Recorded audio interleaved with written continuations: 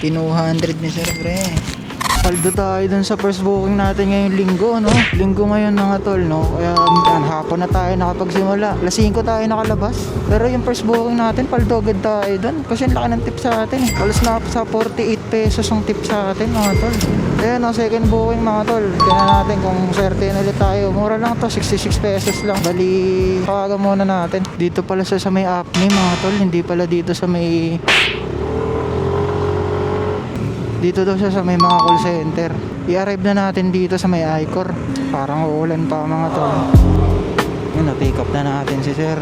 Lang natin sa looban lang na Santa Rosa to eh. Medyo traffic lang palabas ng SM, no? Heavy traffic.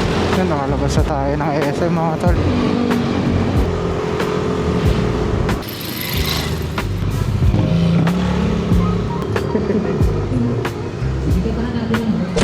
Swerte natin sa tip ngayon, no? 66 pesos lang, ginawa 100 pare. Paldo, bait ng customer.